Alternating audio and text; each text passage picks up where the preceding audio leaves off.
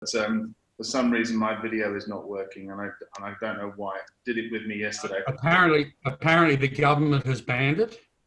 Well, that's true. It's because of that gorgeous face. No, my camera lens isn't wide enough to get my fat face in, unfortunately. So. Rubbish. No, absolutely. I am the chairman. This goes back to a couple of my mates 35 years ago. I am the chairman of the Fat Face Club, so it's fine. That's not the case, I'm sure. I think it's because he doesn't have a mask. Okay. Shall we get this baby off the ground? Sure. Cool. Good. Well, thank you, everybody. Welcome to this. It's not really a webinar, but it's a broadcast. It's a huge privilege to be here today. And a good job to all of you guys who are joining us. Thanks very much. My name is Andrew Mason. I am the chairman of SAFMA. I'm a Euro FM ambassador for South Africa, and also under Duncan's leadership, a member of Global FM. I'm joined by Klopper, as you can see in front of you. Andre is the head of FM for Redefine here in South Africa, and also a past chairman of SAFMA all the way back in 2006. He doesn't look that old. I'm also the last minute, Duncan Waddell. Duncan, thanks very much. Duncan is the CEO of Global FM. And those of you that may not recognize the name Global FM is effectively the global association of FM associations. So SAFMA is a member, the Institute of Workplace and Facilities Management is a member, IFMA are a member, etc., etc. So we have 2 chairmen and 1 CEO. So you are definitely getting value for the no money that you paid to join this broadcast. What I wanted to do today, I should point out that we're also joined by Marianne and Secha in the backstage, who will be fielding questions. Today we want to do a 5 to 10 minute presentation, myself and Andre. I'm not sure what Duncan's going to do. Please, if you've got questions, start sending them through. They'll get fielded by Marianne and Secha in the background. So please send through. Right, what I'm going to try and do, the purpose of today, I'm going to try and share a screen if I can. He said, try and share my screen. If I could share the right one. I'm not sure. Can you see that, guys? Yes, we can, but with your notes. But with my notes, so I'm sharing the wrong screen. Okay, so let me stop sharing that screen because otherwise. Thank you for that, Duncan. I know what I'm going to do. Just bear with me 1 second whilst I get the technology sorted out. And he said,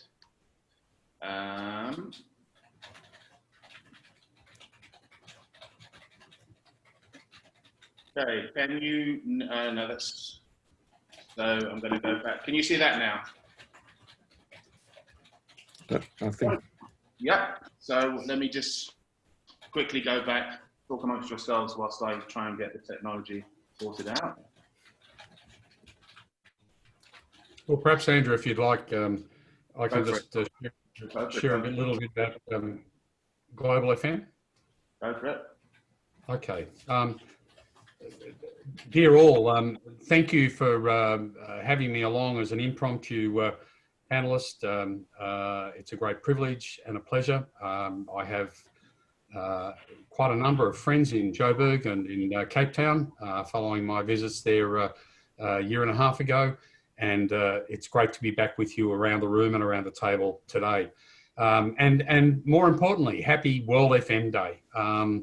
It's just a fantastic celebration of FM around the world. And I've been able to participate already today in events in New Zealand, Australia, in Asia, with yourselves, a little later in Middle East, and then later this evening in the UK, Europe, and then, if I'm still around, a bit into North America. Global FM commenced the initiative of World FM Day to provide the opportunity for people to really understand that this thing called FM is embraced internationally. What you do in FM in South Africa is not exactly the same, but the same challenges and dilemmas and issues are needing to be faced around the rest of the world as well. And yes, there are geographic differences and political differences as well, but in essence, the same about incorporating the people form, people integrating with the built form exists around the world. And we are all struggling with that. And even more so in the past 8 to 12 weeks, as we've been dealing with the pandemic that is COVID-19. The theme for this year of World FM Day is celebrating our environment, and our environment is celebrated in a number of different ways. I so talk about the main streams of FM being associated with improving the quality and productivity and financial performance of facilities, enhancing sustainability and reducing negative impact on the environment, developing functional and motivating workplaces, maintaining regulatory compliance and providing safe workplaces, optimising life cycle performance and costs and improving resilience and relevance, and projecting an organisation's identity and more and image more successfully. And I would challenge any of you who are participating in this webinar or listening to say that they don't do one of those things. So FM has the same goals and output and expectations, no matter where it's practiced around the world. So again, it's a privilege to be able to join with you today. And certainly, Andrew, if you're right, I'm more than happy to hand back and thank you for allowing me to share and enjoy your time. Thank you, Duncan. That's a massive privilege. Luckily, hopefully, you have given me the chance to be able to set my technology right. So now what can you see, guys? Can you see the slide, or can you see my notes as well? Your lovely notes next to it, yes. Okay, now if I do that, what happens there? Now you can see. I love now you're good. Okay, now cool. Good. Now we're up and running. Good. We're cooking with gas. Okay, so as Duncan said, the theme of today is the celebrating of our environment, but what does that really mean? Well, we are, unfortunately, the most indoor generation of all time. We spend more time indoors than any of the previous generations, and that's not always healthy.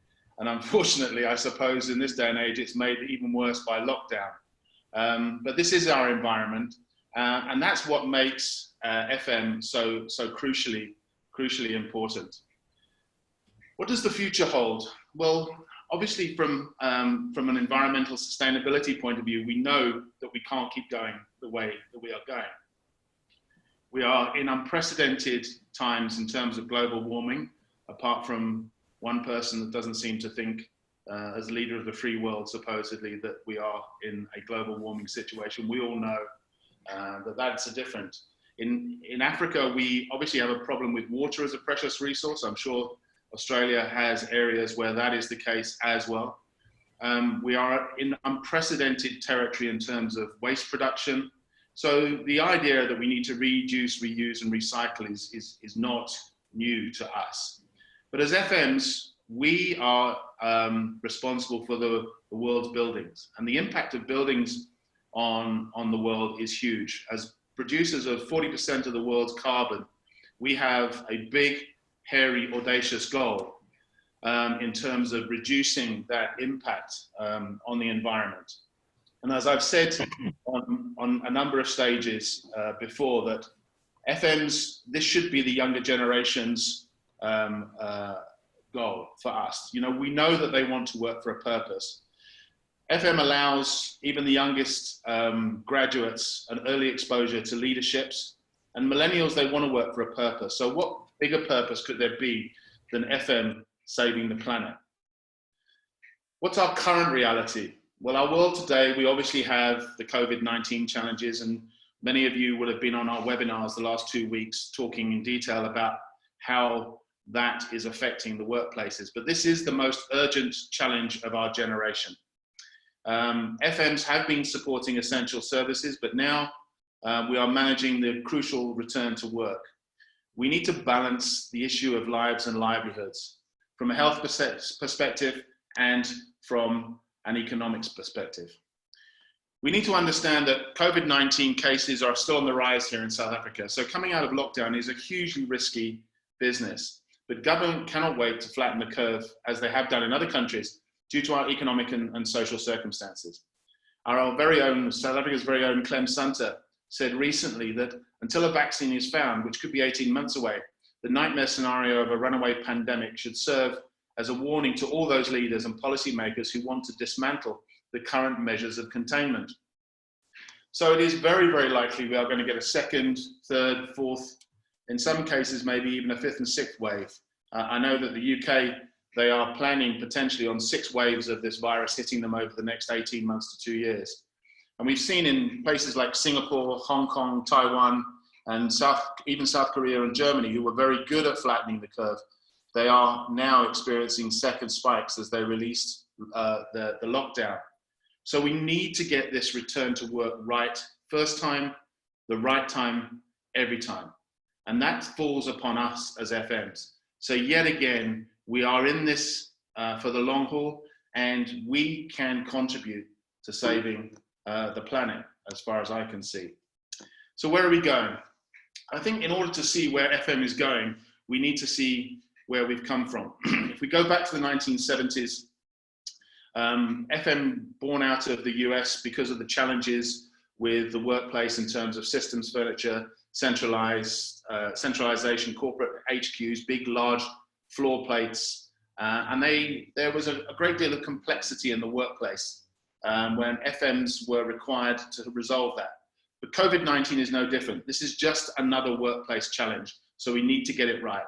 It talks very much to our skills in terms of health and safety, in terms of planning with crisis planning, disaster recovery planning, business continuity planning. Our recent webinars hopefully have helped in that regard. So what are we doing today? Well, FM is worth celebrating. If we can save the planet, then I can't think of a bigger mission. You know, Winston Churchill said, never let a good crisis go to waste. We need to be better at promoting ourselves. We have long awaited our time in the sun, but it's now our opportunity to shine. It's our time to prove our worth to our organizations, our customers, and the world. So much is being spoken about the new normal, or the next normal, or the next one after that. It is going to be an iterative process, and it may take us years. But one thing we can hold true is that we cannot go back to the old normal. We all know that was broken. So as we enter a new age, we need to establish that FM as an essential service. FM didn't stop because of lockdown. As I've said, many facility managers were working during lockdown as part of essential services. But those FMs that were in lockdown are now the first responders in ensuring that workers feel secure going back to work when our buildings fully reopen. So COVID-19 has just reinforced the importance of FMs as being innovative and responsive.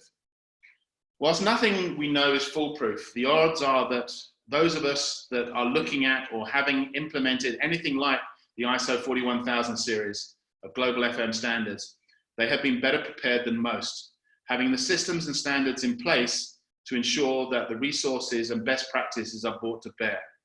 We need to understand that best practice provides quality, clarity, and certainty, something we are probably in short supply. So FM has a major role to play in solving probably the 2 biggest existential crises humanity is facing today. It's sustainability and COVID-19. So wherever you are, whatever you are doing, do it well, do it safe, in the knowledge that as an FMer, you're saving lives, you're saving livelihoods, and you're saving the planet. Give yourself a minute to congratulate yourselves and give yourselves a pat on the back. And I wish you all a very, very happy World FM Day. Okay, I'm going to now try and stop sharing my screen, he said. Trying to get back to the... How do you stop doing this? Guys, Andre, you can talk over me whilst I try and get out of this. Sure, thank you, Andrew, for giving that overview. I think in no other time in history have FM been looked upon as such a critical discipline in all organizations. We've got FM managers out there that are helping to keep hospitals and medical centers open, that are probably working and full to way above their capacity, which with that brings a lot of additional requirements for resources and a whole load of, almost want to say, different way of thinking and doing things. It is certainly interesting times that we are in. It's interesting to see how facilities managers across the globe are contacting each other and sharing information on things that work and things that don't work, and sometimes just have a chat with a colleague to support each other. I think, as you quite rightly mentioned, the history of FM, if you trace it back, is born in very difficult circumstances back in the recession, the last big recession. I don't want to say just before this one yet, but let's stick to the last big one. And with that struggle, almost, facilities management was born as a discipline, and it grew, and it got better and better understood by organizations. And I think I remember back in 1997, more or less there, the biggest thing the facilities managers were talking about in South Africa was just trying to get our officers out of the boiler room into a same floor spaces what the other guys were, the other employees were based on. And I think if you look at from that time to today, facilities management, certainly in South Africa, has grown by leaps and bounds.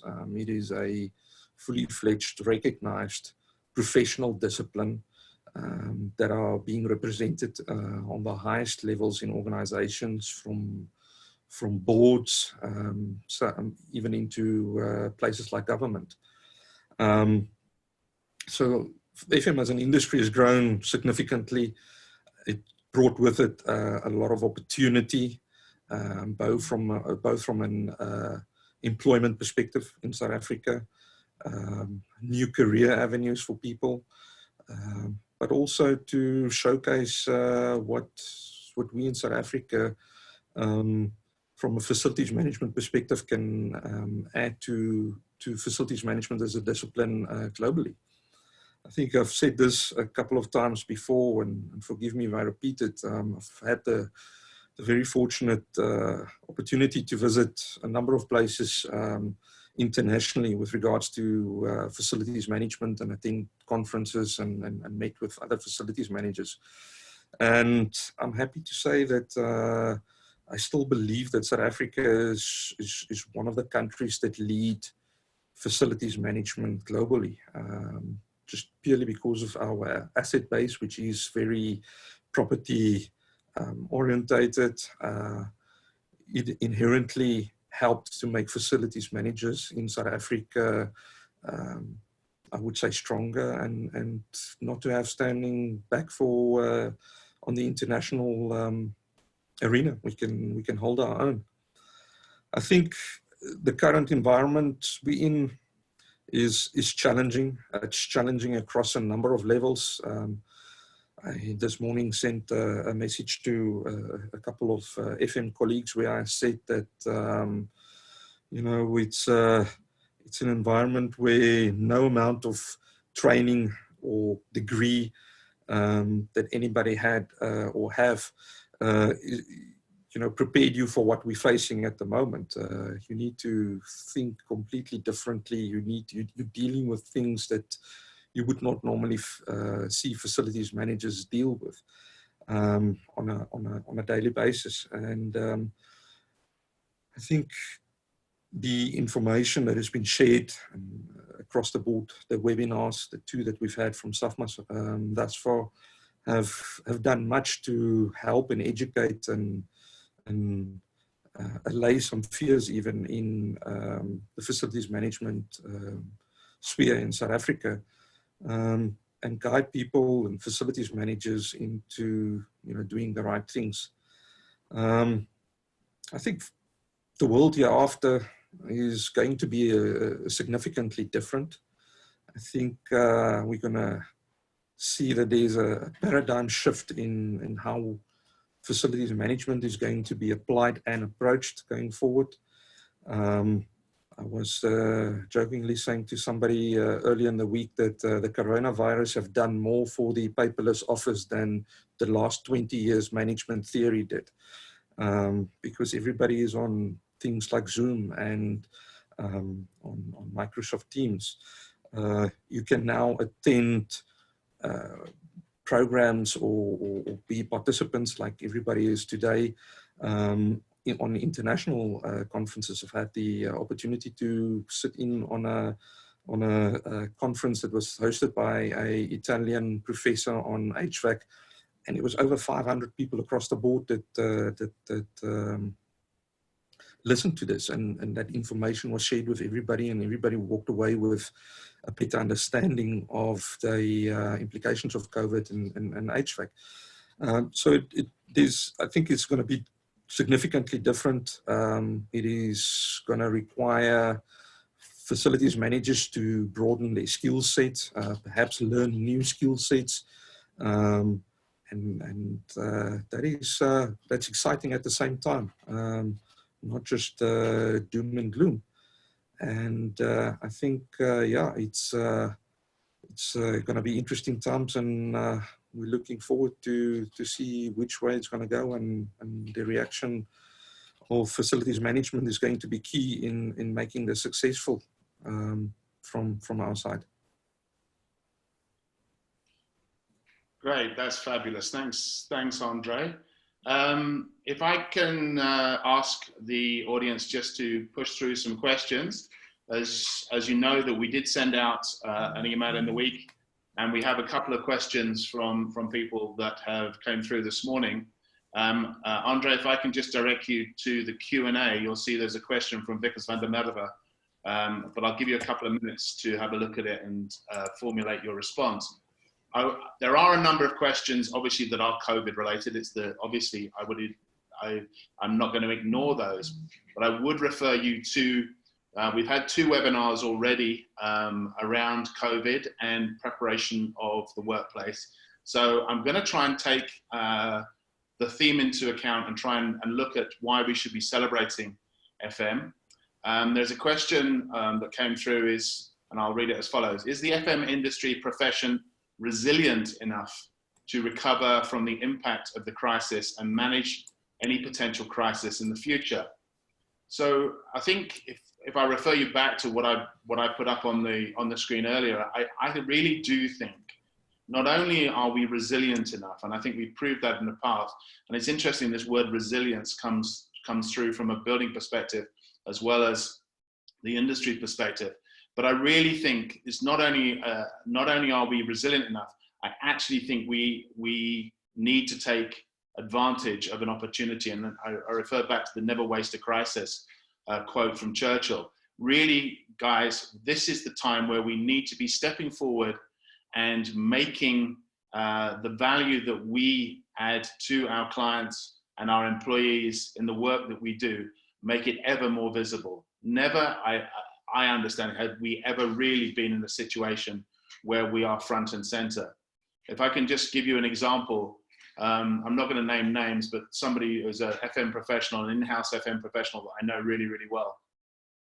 He has spent his whole day, I mean, he's a senior executive, he spent his whole day dealing with very, very minute health and safety issues, purely because everybody is looking to him as the FM professional to deal with stuff that's not even necessarily workplace related.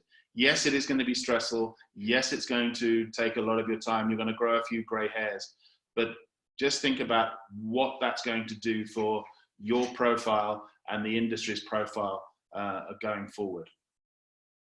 I don't know if Andre or Duncan want to add to that. Andrew, yeah, I'd like to, and I've been listening with interest because I think these challenges are one. This is just not unique to South Africa. I mean, I think these are challenges being faced by the world, and you know, I find this word resilience really interesting because if you think about people who are a heck of a lot younger than me, the need to respond to these sorts of crises has not existed before. I mean, in essence, apart from the global financial crisis, which was, let's say, 10, 12 years ago, there hasn't been in the last 20 or 30 years something which has really been a massive issue for the FM industry, apart from its emergence and its consolidation and its learnings and education. This is the first time that where we integrate people with the built form, have had to deal with the crisis that you refer to, Andrew, and I think it's a valid thing to think about. And what that says to me is that as part of our preparedness, which is demonstrated through ISO standards and South African standards, is that there needs to be some solid thinking about, well, what are the things that we need to be planning for, and how do we, from a risk management point of view, present this to management to say, these are things you need to be aware of and you need to understand. I think the human toll of this pandemic is going to be significant on mental health and on society in general. And I don't think, there was an issue raised with me earlier today in another session elsewhere in the world about the reassurance about where I go as a person. How safe do I feel and why would I go there? Who can reassure me that the place is appropriate for me to be in?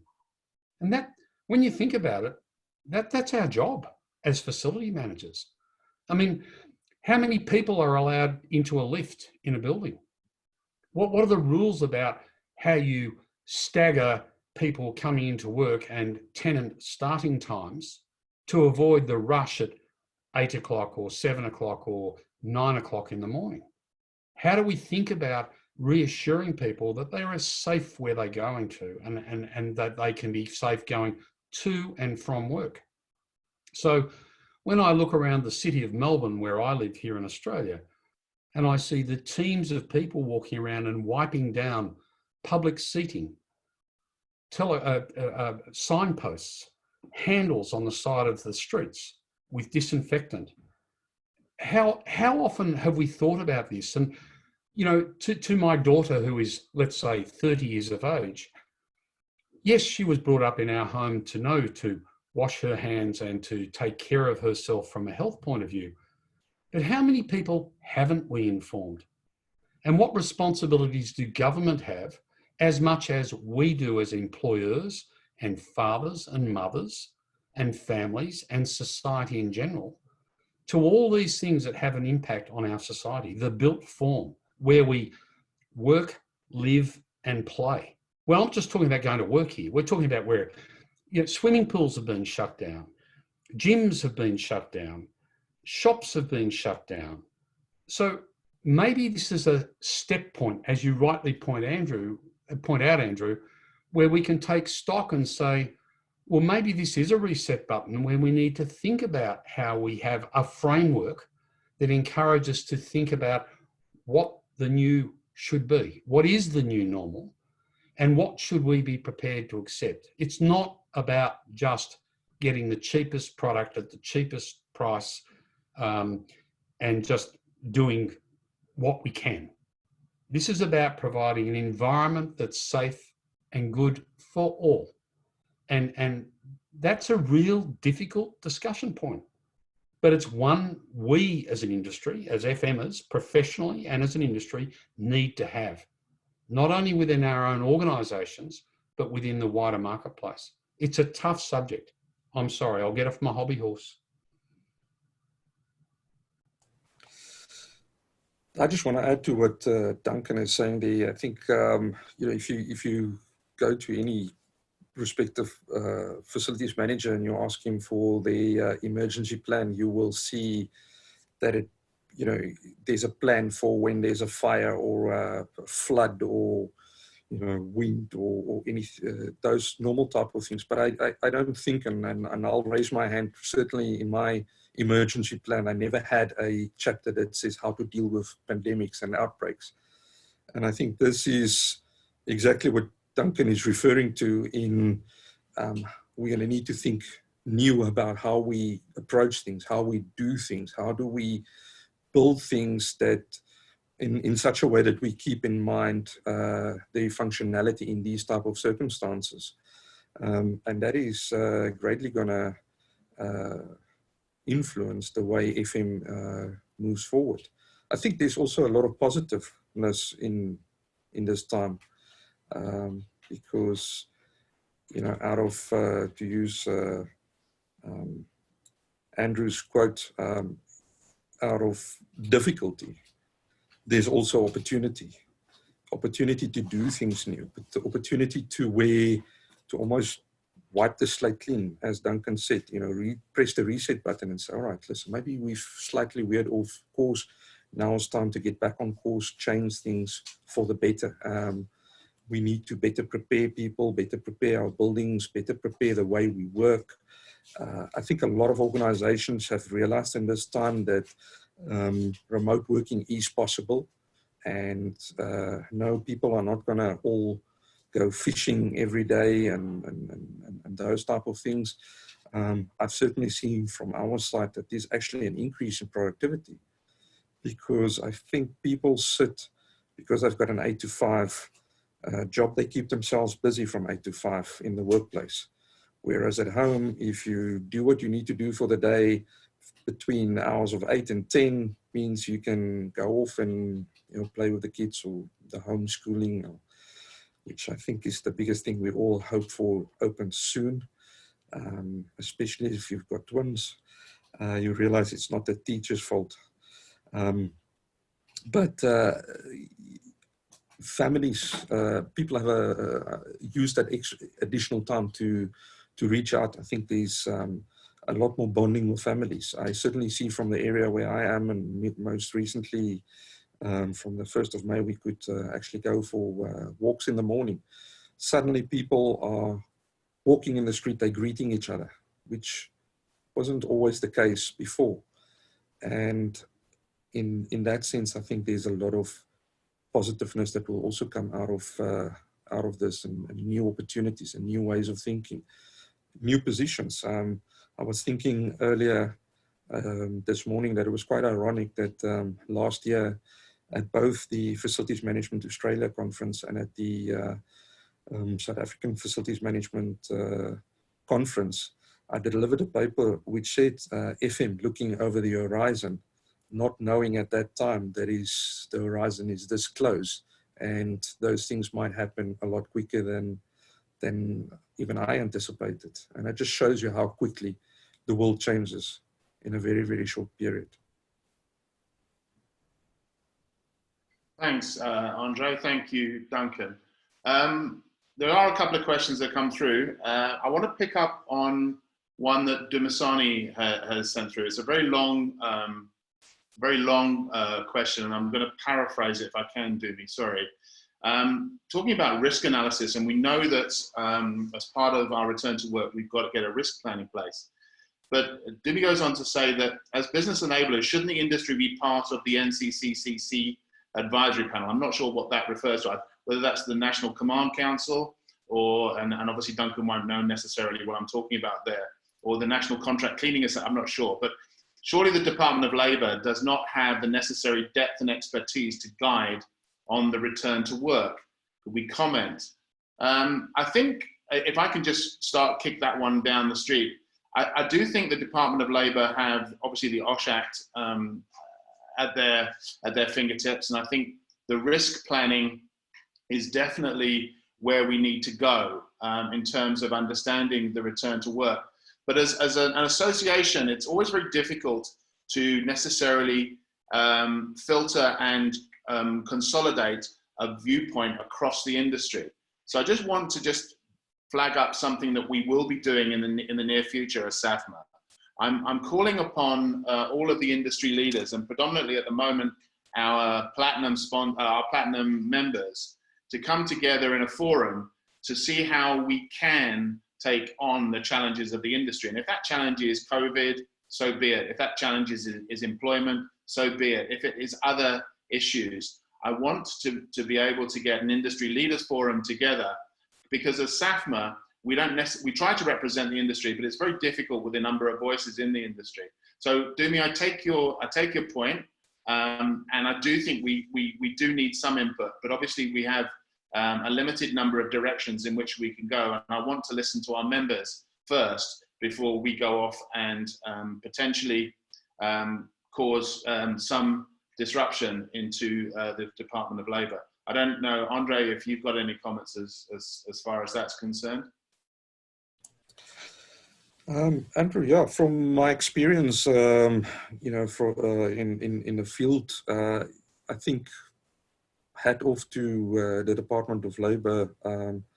Thus far, if I remember correctly, on about the 28th of April, they did issue a directive on health and safety and the expectations. And if you go through the document, it is short, sweet, to the point. It tells you exactly what the expectation is, what the requirements are for certain role players, whether that be us as facilities managers, whether that be tenants, whether that be employers. And it is very clearly dealing with those issues and the requests, which was and it came up quickly, and it was fairly understandable. It's not a very technical document. I think one of the challenges is that I would imagine it would be something that is felt across the globe, that there's so much, I don't want to say fake news, but unofficial documentation floating around where people are making suggestions and driving ideas and agendas, which, if you really go into them and focus on them, are not always perhaps the best advice. And it is difficult in this mirage of all the information floating out there to really search and pick out the things that are really helpful, that is meaningful, and that is impactful, and that will make a difference. And I think that is where we as SAFMA can play a big role in helping to sift that out and on perhaps even a global basis, share a platform with other associations who might be a little bit further down the road with where they are in this coronavirus phases, and share information that of what work and what don't work, and so weed out the information that is not adding value. I think that is that's a big thing. Okay, good. I want to tee up Duncan. Duncan, I want to tee you up for this one, because I know that FM Australia have done an awful lot of really good work in getting an industry leaders forum together and representing the FM industry at government. Could you just talk us through maybe a potted history of what you've done there? Because I think that it sets out a pathway that we could potentially follow here in South Africa. Sure. So we have a complication here in Australia where we not only have a federal government, we have 3 tiers of government here in Australia. The first tier is the federal government. Then we have the state and territory governments, of which there are 7 in total. So Victoria has its own government, New South Wales has its own government, South Australia, Queensland, and so on. And then we have local governments. So local governments, you understand, you have that in place. You have a federal government environment. But we have this state and territory-based government strategy as well. And each one of those governments, both at a federal and state and territory level, has their own Department of Treasury and Finance. So when it comes to influencing things such as spend, procurement, rules and regulations, we potentially have to go through 8 steps, not 7. So 7 for the state and territories, and then the federal. So when it comes to education, there is one source. There is a federal source. So there are some things that are controlled at a national level and some things that are controlled at a state level. So federal controls at education, a broader role in regulation, but the states and the territories are responsible for delivery, tactical and operational. So we need to divide our time. So what's happened is that the FMA has established its leaders task force, which makes representations from an advocacy point of view, both to the federal government and the state government and territories as well. So one of the things that our CEO, Nick Burt, did just at the commencement of this process of COVID-19 was that here in Australia, facility management was not deemed to be an essential service. So what happened was that Nick wrote to the federal government and all the state and territory governments and requested that we be recognised, that FM is recognised as an essential service. And he has received back a letter from every one of them. And what I think that bodes well for us in the future is that we will have a voice at the table, a way in which we can constructively assist government at various levels to come up with responses within the FM framework, not within a political framework, but within an FM operational framework and strategic framework. And that to me is really, really important. So I think to set up such a group, Andrew, is a forward-thinking model. I think that to have FM recognised as an essential service within its provision of everything that FM contributes to our society is significant. And from there, you can start to build a response package depending on the threat or the risks that might be identified.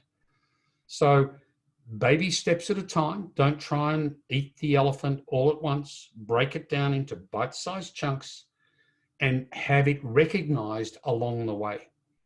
So the first thing to me would be to have facility management recognised for the essential service that it provides, and then to work with governments and bureaucrats to help them through the morass that can be dealing with what we've been going through. And this won't be the last one. I hope it'll be the last one for a long time, but it won't be the last one. But more importantly, FM has a role to contribute. And I think that can be provided. And I think SAFMA is in the ideal position in South Africa to provide that guidance. So Andrew, congratulations on the initiative, and I hope it gets up and running. And I'm sure that Nick Burt from Australia as the CEO with FMA Australia would be only too willing to share how he's gone about this process and work with you to develop an implementation strategy. Thanks, Duncan. Andre, do you want to contribute? Yeah, I think, the route that you are proposing is something that SAFMA, and I know from my time in SAFMA and involvement, is something that we've been pursuing for a while. It's perhaps a little bit more of a challenge it was a little bit more of a challenge in the last couple of years, because you would set up a meeting with one DG of Public Works, and before the meeting happens, there's been 2 DGs in between already, which doesn't help the cause. But I think we've come a very long way in SAFMA to get FM on the forefront. We've done it through the recognition as SAFMA as the representative organization or professional organization representing facilities managers in South Africa. And that was, I think, a big thing, the fact that we are recognized through the training entities as the representation body of facilities management in South Africa. So we've had a number of successes along the line on this road in getting facilities management on the forefront. I think if you go and look at the South African Health and Safety Act, you will find that there's an FM Act in between all of that. There's a Facilities Management Act, and I think that is proof that we've made inroads, that there's a lot more that can be done. We've seen public works officers getting involved in various FM initiatives as well. We've seen that in adverts that are going out that for positions that are being advertised, that membership of SAFMA, for instance, is becoming a norm. So I think there's a lot that we've done. There's always more that you can do. Is the unique environment that we are in at the moment, and going to help to push it to the forefront even more and make it more responsible? I think absolutely yes. I saw that there's one or two questions regarding that, and I'm going to try and answer both in a short form. It's yes, I do think that the face and the responsibility of facilities manager are going to change significantly. There's going to be a host of new requirements. There's going to be a whole new skill set that we would need to learn and use. Is things like artificial intelligence going to play a role? Absolutely, yes. It was in my paper that I did last year. I said artificial intelligence is definitely going to be a big opportunity for facilities management. We just purely because we gather so much information, but we're very weak in analyzing that information and using that information to project and have more than just an educated guess on what could and should happen. The question that pops up immediately is, if we use the building information that we currently have and we play that out in an AI model to see how we could better manage the return to work for staff, and what would have the minimum impact of them, we would have had, it would be interesting to see what artificial intelligence come up with. So yes, I do think there's a big thing. Is artificial intelligence going to take over and make facilities managers less important? Absolutely not. Because you can have all the information, you can have all the artificial intelligence, you still need a person that sits there and interpret that information and make decisions based on that information. And that is always going to be on the facilities manager's side of things that he needs to take care of. There was another question that talked about is risk management of risk officers in organizations going to swing more to the facilities management side? I would like to think yes, perhaps because I've got a little bit of a bias to facilities management, but I do think there is definitely going to be a lot closer relationship that are built between the two, and we might even see those two positions morph into one position going forward, because the risks organizations faces now are not just an economic risk. It is a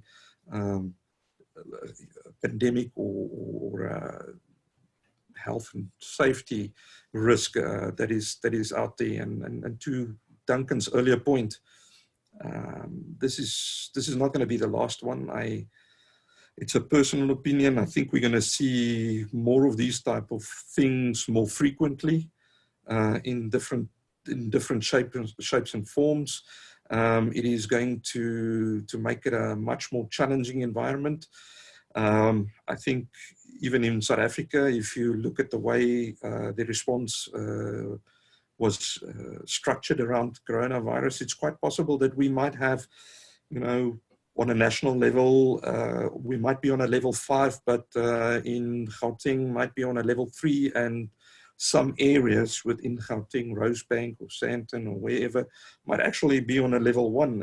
And so you have 3 different levels of requirements across, a spiel of properties that you manage, and people that need to go into work or can't go into work, and some might be able to go and others need to stay at home, which is going to be a challenging environment. And for all of that, these facilities managers that are going to be looked upon to manage and drive this. Okay, thanks, Andre. I'm just going to pick up on one final question. I'm mindful that we've got 10 minutes left. And it's a really interesting question that's come from us. I'm not sure who it's come from. But I think before I give the question, it made me realize that what we are going through at the moment is understanding what we can do for our businesses, what we can do for our clients. We suffer, I think, sometimes with the curse of experts, is that we think that everybody understands what the impact is that we have on the workplace. But this question comes and turns it a little bit on its head. And the question says, what expectations are reasonable from facility occupants during this time? And that really talks, in my view, to understanding, putting ourselves in our customers' shoes. And that's much more a customer-centric approach, rather than us telling them what we can do. What is it they need from us? And it talks to one of my favorite subjects, which is really understanding the customer's journey through our facilities, whether that customer is a staffer or whether it's a visitor to that building. So perhaps I'm going to go to Duncan. What expectations are reasonable from facility occupants during this time?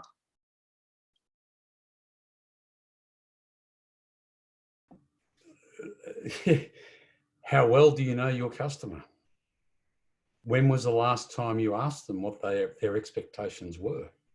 And did you have a discussion with them about were they reasonable expectations or not? I think it's the question, Andrew, it's a very, very valid question. The whole premise of facilities management, in my opinion, is understanding or establishing expectations. And the only way that you can establish an expectation is actually by engaging with those who may have an expectation, which means, heaven forbid, we actually have to engage with our customers or third parties or stakeholders. How often do we hide our heads because we don't want to know? How often do we shy away from knowing the truth? So I think it's such a paramount question. I mean, so often facility managers will not engage with people because they're tired of being smacked around. They're tired of being beaten up. They're tired of being whinged at. They're tired of being, being complained to. I actually think to have that quick elevator discussion, to have that, how are you doing today? There are ways in which we need to better communicate. And I actually think that in our industry, facility managers don't know necessarily how to communicate because every time we try to, we don't get the response that we are looking for because we choose not to listen. So I think there's a lot more listening we need to do. I think we need to ask more proactive and active questions. And then there's got to be a balance. No, all stakeholders aren't always right, but it's that balance, and it's about mediating a way through. Yes, we can meet your expectations, or no, we can't go that far, but maybe there is another solution.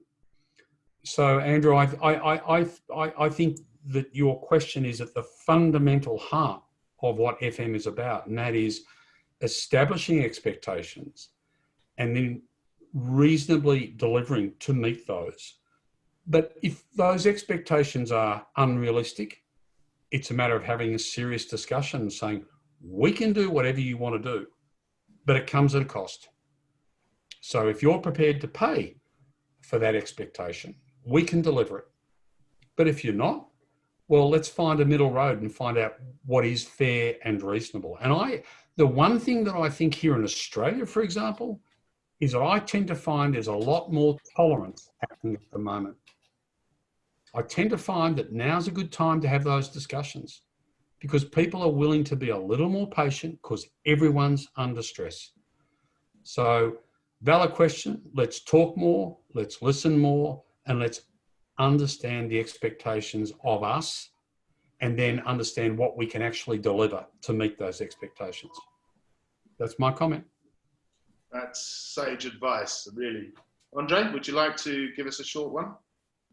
Yeah, I think that's, Duncan has touched on the subject. It is how do you manage perception? And I think, certainly from a facilities management side, now seems to be the best time for facilities managers, almost want to say, take charge and go to their businesses and their boards and staff and stand there and give them good, solid information based on facts, and almost want to say, take a stance and say, guys, listen, these are all the options, and this is the reasons for why these are not good options or value adding options, and these are the reasons why this is a best option, and give it to the people and explain to it. Communication, I think, in facilities management, and I agree with Duncan, is something that we as facilities managers are probably particularly bad at.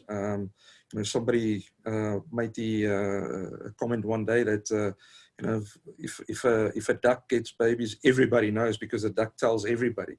When a goldfish gets babies, nobody knows because it's dead quiet. And I think that is, in a way, where we as facilities managers are our own worst enemies. We do many great things out there, but we don't take the time to communicate that properly in a way that non-technical people understand and it makes sense. And I think that's something we need to work on. I always tell the guys that in facilities management, it is 80% of what we do is perception management. It is what people perceive you doing, and 20% is what we're actually doing. And it's got challenges, because you might be doing things and washing down, public seatings at a bus stop, or I'm sure you guys have seen the videos where the guys are walking behind water trucks and just disinfecting streets and signs and everything that comes in its way. And, for me, that is a good example of where it is perception management, and not particularly something where there is a direct value to add from, because I'm pretty sure nobody walks with their finger and drag it along them on the street and then touch their face and, pick up the virus. And it is having that tough discussion, as Duncan said, yes, this is what you need to do, and this is why we shouldn't be going down this road, because it's not adding value. It might be great marketing or perceived to add value, but then we need to do it for a different reason. And never in the history of FM have the time been more right to actually have that discussion, and sit down with the powers that be and be directive in how you approach it.